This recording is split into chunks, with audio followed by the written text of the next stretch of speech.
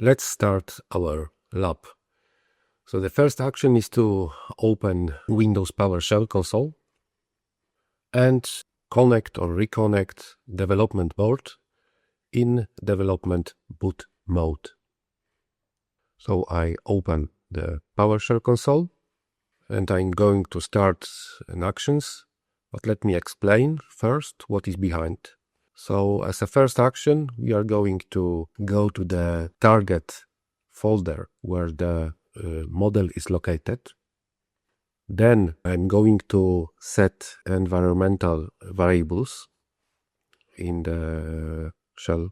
So first path to the STHAI itself, then path to the AI runner, and as you remember, AI runner is Python package which allows you to perform validation and profiling on the model, both on the host and on the target board.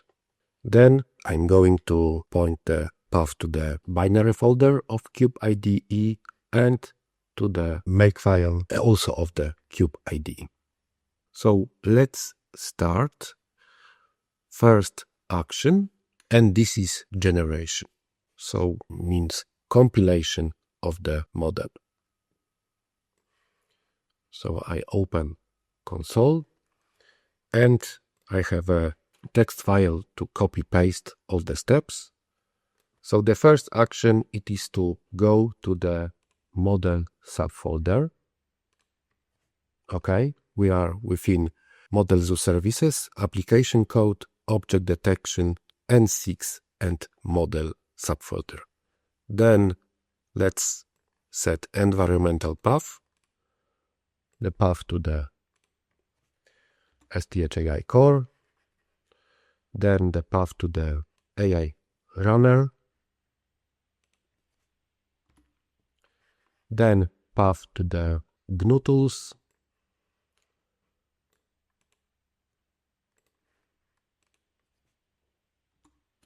and path to the makefile.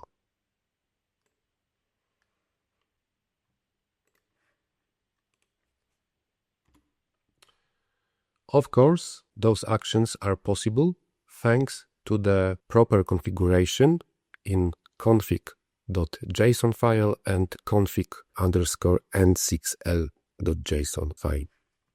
So what I mean, the configuration of the STHAI-Core environment. So let's compile the model. So there is next command line. So STHAI, this is the entry point to the STHAI-Core backend. Then command generate.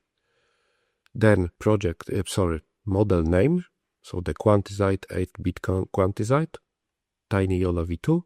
The target is N6 using STNeuralArt, what means using neural processing unit. And the configuration of the compilation is in this user NeuralArt STM32N6 570DK JSON file. Now we need to wait some time for the compilation of the model. In the meantime, I'm going to explain where are the results are located. So the results are in subfolder of the model folder. This subfolder is so-called st_ai_output, and here you can see an excerpt of the model folder, and within STAI output subfolder there is a network.c and network.h, but the most important is network.c.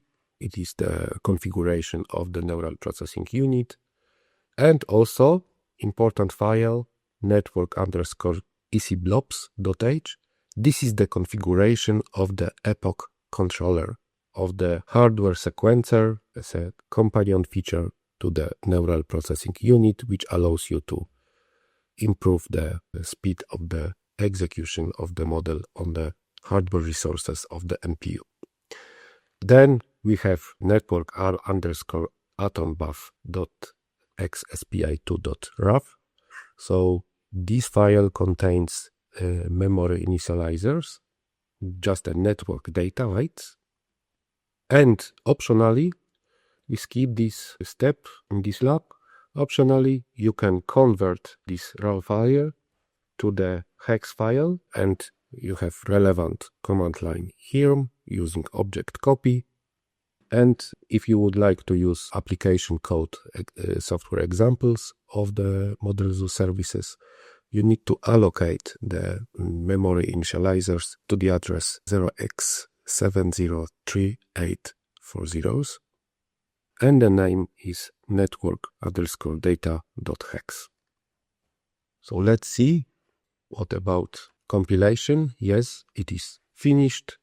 So we can see, we can scroll up. So we can see results. Here you can see the number of the epochs generated. EC stands for the epoch controller, so because the epoch controller is enabled in the option file for the compiler. Then you can see output footprint, so the weight, it is a little bit more than 11 megabytes of data of flash, and activations buffer, it is 351 kilobytes. So it means it will fit within internal RAM memory dedicated to the neural processing unit.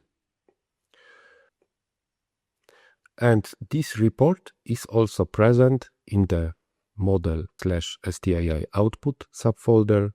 So as you can see on the slide, network generate report text file. I can show you also the Windows Explorer. So I'm entering Model Zoo, then application code, then object detection, N6 model, and then STAI output. So you can see all the outputs, network.c, network_ecblobs.h, the memory initializers here. You can see also already converted memory initializers to hex file, and you can see network generate report here. There is another subfolder, STAI-WS, and this subfolder, among others, contains file cinfo.json, the details of the allocation of the objects, the sizes, the formats. So this is JSON file. Maybe it's a better idea to analyze the document here. So we can see in this document how to read this c_info JSON file. So for example, you can indicate memory usage, you can find characteristic of the buffers. So I think useful informations during development. So we have our model compiled, generated. So the next step, it is the validation of this model on the target board. So first of all, we need to build and load AI validation embedded application to the development board. And here it is relevant command line. There is a Python application, so-called N6_loader py. And then after loading of the embedded AI validation, you can start validation using STHAI backend, but this time you need validate command. So let me come back to the terminal.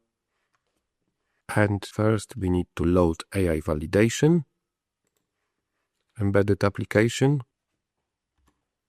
It will take some time because we need to update the AI validation with the just generated model, so network.c, and also header file describing the epoch controller configuration. And also we need to flash the memory initializers, the weights of the model, and this is the action right now. It is 11 megabytes, so it will take some time. So let's use this time for additional explanation. As you can see, this is validate command line. And this command line uses by default random data to validate the model.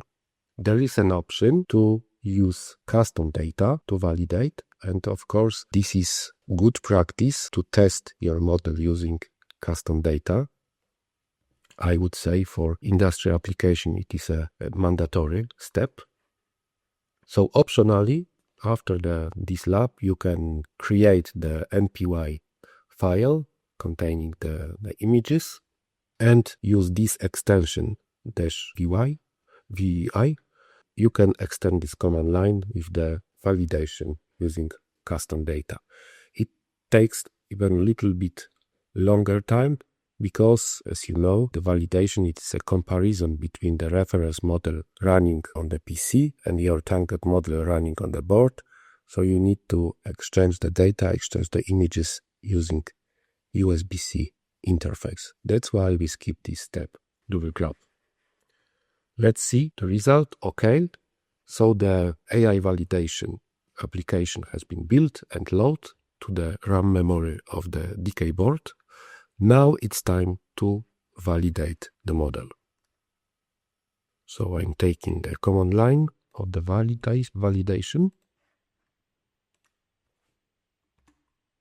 STEdgeAI validate, as you can see. Again, it will take some time. And sometimes using random data, the results could be a little bit worse than using custom data, because the distribution, the random distribution of the test data doesn't reflect perfectly the distribution of the custom data. So let's wait for the results. And indeed, you can see here, for example, this error, RMSE, is quite significant. Also, MAE error is quite significant. We have used random data. So, as a homework, you can test what would be the result using custom data.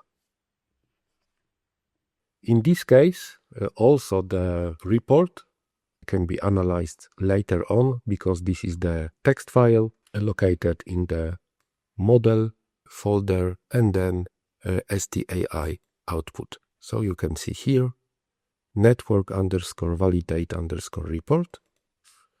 So this is the report. So you can see, for example, MACC parameter. So this is multiply and accumulate complexity. So the computational load per layer in the report. Then you can see the inference time per node. So here EC, I was going to remind you, stands for epoch controller. So we can see that the most of the time model spends using epoch controller, what is very good for us because it speeds up the execution of the model. And finally, the one inference lasts a little bit longer than 30 milliseconds. And again, you can see the results, the evaluation report final result.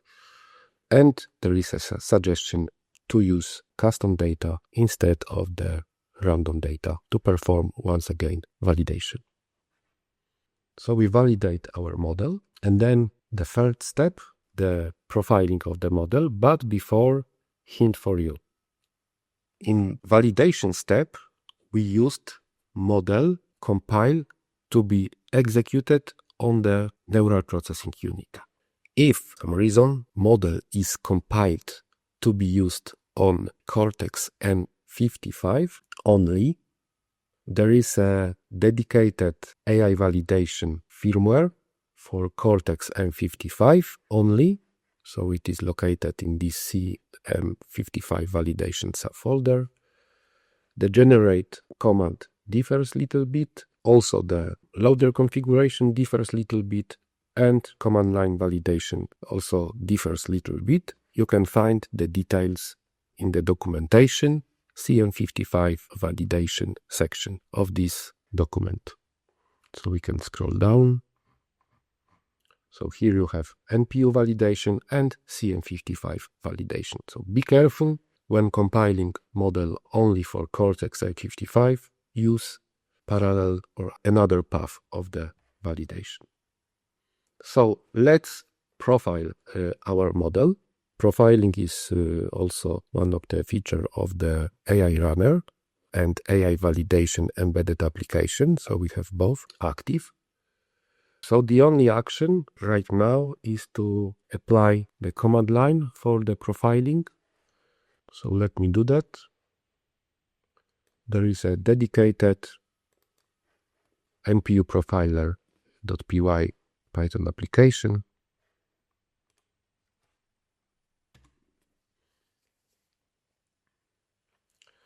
So it is finished. It is quite fast. And what is very interesting here, you can see many parameters. Detailed description is in the documentation. So let me open the documentation.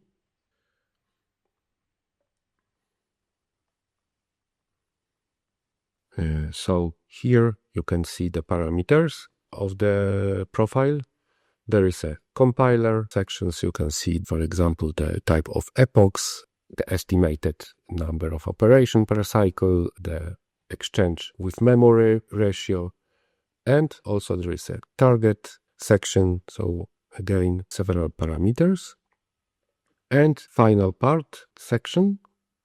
Here, what could be interesting, it is memory bandwidth.